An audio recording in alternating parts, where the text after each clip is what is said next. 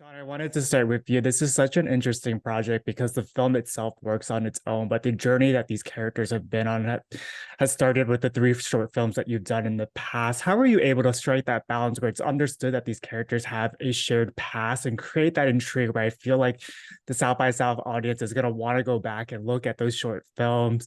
And also, With each short, the whole idea was for everything to always feel like a standalone. I'm not interested in sort of, it's like this is a sequel to that. And like this movie can be totally enjoyed not having any knowledge of these shorts or like the shared history. And what I'm much more interested in is like what is the drop in, right? Like so this is the circumstance. And I actually don't think as audiences we always need to have all the information up front.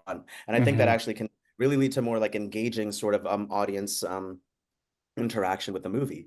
And so yeah, all the shorts really got to be a way to explore what I was interested in exploring at that time for different facets of this relationship. So that's what was really cool is like without the shorts, like I wouldn't know this project in the same way that I do now. That's Mm. how I got to know who Ben and Suzanne are and through Sathya and Anastasia coming on board and how it developed from there. And that very much reflected my taste at that time of like, super Hiroshima Mon Amour and Wong Kar-wai. Like those are the directors that were very much on my mind, and that's what I was exploring there. And then with Chill of Loneliness got to be a different exploration where we're looking at separation and what is it like when two people are separated, and just got to be a bottle about that particular moment. And done in a very different style from that first one. And that one I was exploring like my influence of Bresson and Takeshi Kitano and like directors that would really use like one shot for one moment. And I was really Mm. fascinated in exploring that aesthetic concept with that story. So each one gets to feel very different. There's one that's unreleased still, which is the third part, and that's what Anastasia and I shot on the location scout in Sri Lanka. That's called or will be called The Noble Intentions of Suzanne Hopper. And that one is like the vibe of a home movie. I was thinking a lot Mm. about Jonas Mekas and also like very influenced by silent film for that one too. And so each one just gets to be like its cool own exploration. And so I hope it's like really rewarding for folks when they go back to watch it and then they get to see some of that shared history. But I'm very interested in sort of just like we meet these characters now and the journey's just starting and we'll go from there. And you might have noticed in the film, but I don't talk about like how long they've been in a relationship, Yeah. right? Because to me, it's not important to say like, oh, they've been together for 3 months or they've been together for 3 years. That puts like a preconceived judgment maybe in the audience's head of like what they think it should be. And I think love is love, and like you could feel it after 3 months, you could feel it after 3 years, or not feel it for 50 years.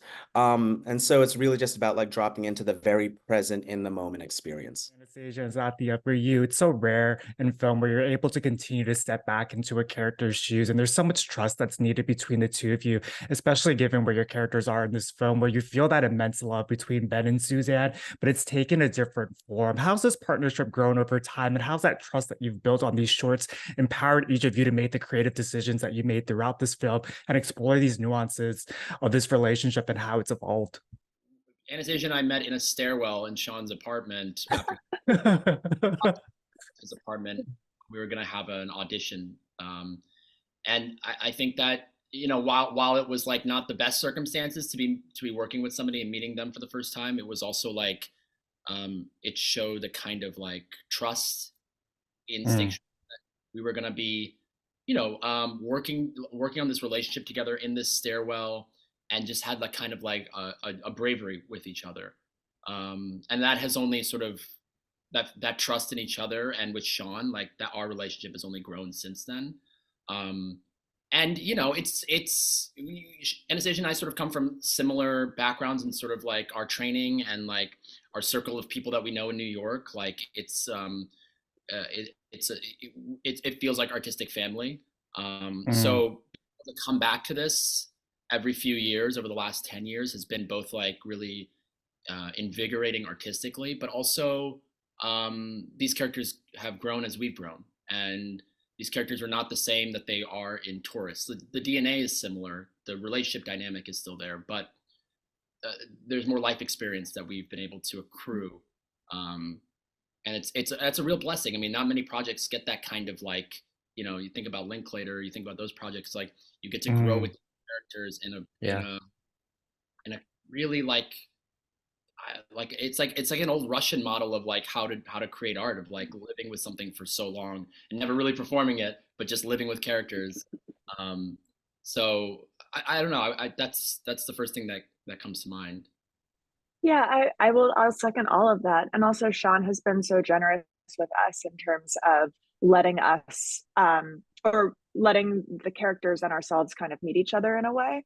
And like Sathya said, we've obviously grown as people, and Shaun's allowed our characters to grow as people along with us. And there's a lot of our own DNA that's in Ben and Suzanne, and then also you know, a lot of things that are different and have shifted.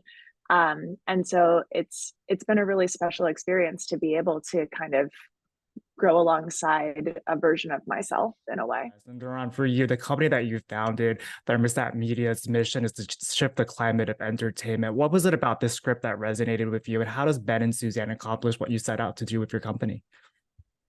That's a great question.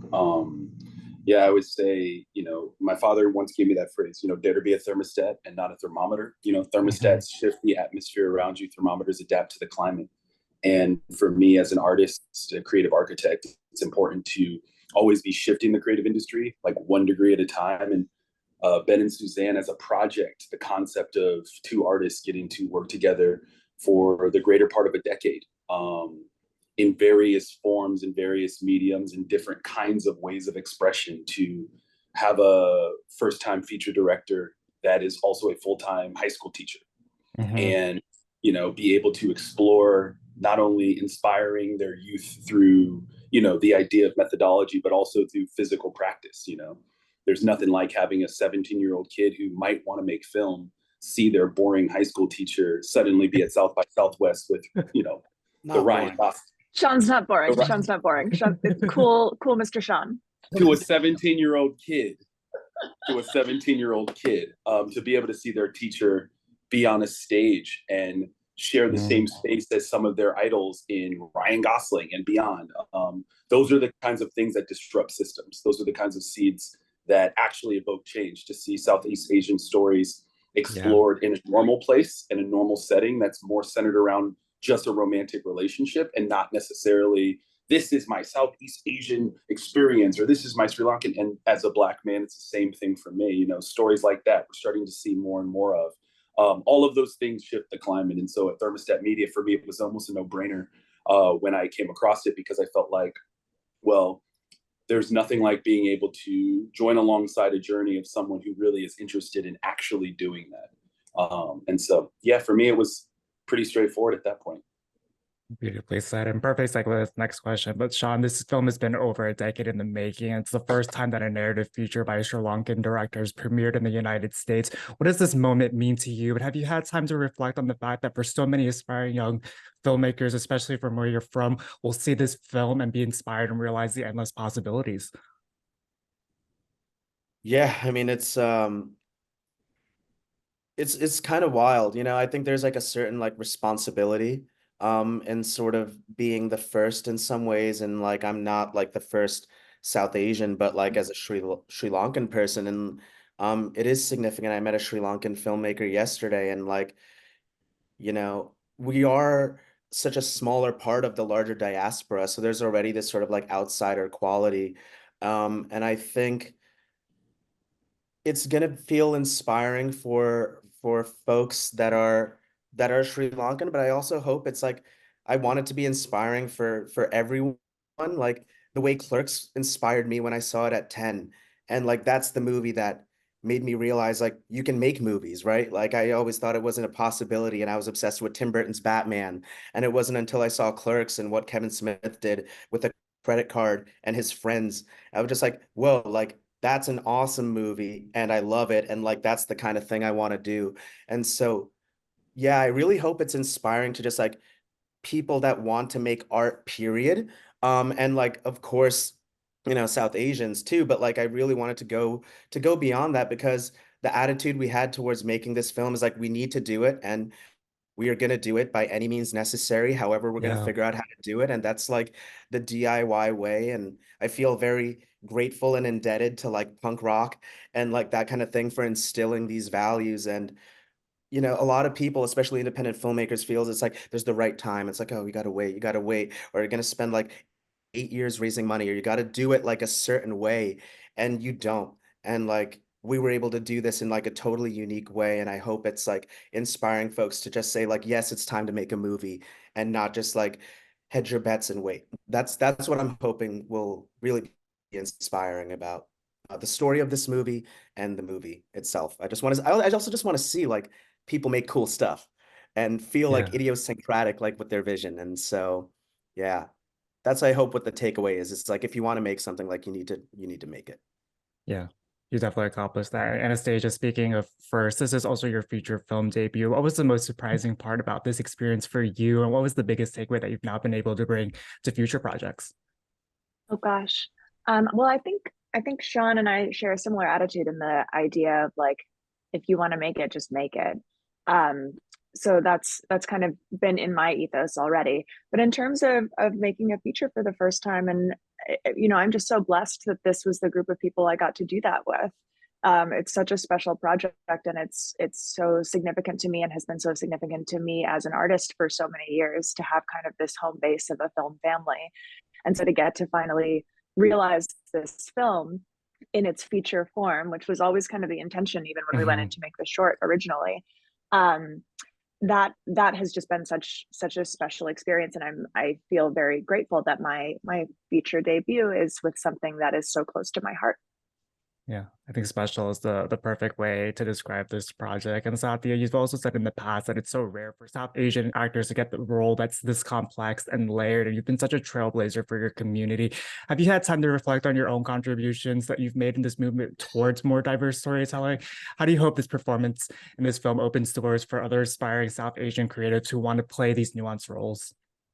That's very kind of you to say. I don't think of myself as a trailblazer. I feel like I'm walking a path that has been blazed for me. So I feel very grateful Mm, for people that have come before me, many of whom are at this festival right now. There's such an influx of amazing South Asian stories at South by right now. Yeah, I just I got distracted by the nice things you were saying, but I guess I'll just say like I feel very, I haven't been able to reflect. This it's been such a whirlwind, and but I also am really proud that um, we were able to make a film with South Asia and with South Asian characters that is about identity and more than identity and all the sort of complexities of identity, and that I think uh, this film is helping to sort of widen the aperture of what South Asian stories and South Asian bodies on film can be and can look like and can be messy and complex and um, you know, skinny and like you know, like neurotic and all the sort of like the various shades of human experience can exist in these stories. I'm just excited for Shaun to be able to continue telling those stories because Shaun is able to like wriggle into these really weird pockets of specificity that mhm. using a South Asian character, whoever, and to express an innate humanity. And I think we need more of that. And I think that's why independent storytelling is just so vital, is because it gives space for the full breadth of um, stories and kinds of characters. So I feel really honored to also just be a part of the first Sri Lankan directed Yeah. film here at this festival. That's like a massive, massive honor. Um, This year, Doron, really quickly, last question for you. Similar to so many people involved in this project, you're a multifaceted talent. How have your experiences producing impacted the way that you approach other areas in your craft and vice versa, and specifically with this project? Yeah. It's funny. I was telling someone at the party last night, they asked me what I do, and I said I'm a creative architect. I like to craft stories and architect them. I mean, I started out as an actor, and I always say acting is the icing on the cake, but storytelling and again, changing the narrative around what we can do as a society with the art form, that for me is the cake. And so producing feels like a lot more of the bread and butter of what it is, because if you can see someone's vision, in this case, a Shaun, or you can see a really talented actor like Sathya, who was the reason I went to grad school in the first place, or at least picked NYU, which is kind of a 12-year journey in itself. If you can see these kind of stories come out, it stops things from being the first. And for me, that is the ultimate thermostat shift. If we can get to a world where there are no longer firsts, but instead it's new or refreshed, that for me, as a producer, as a writer, as a director, and also as an actor, you know, that for me is the ultimate level of like inspiration, and in many ways leaves a legacy that's far greater than yourself.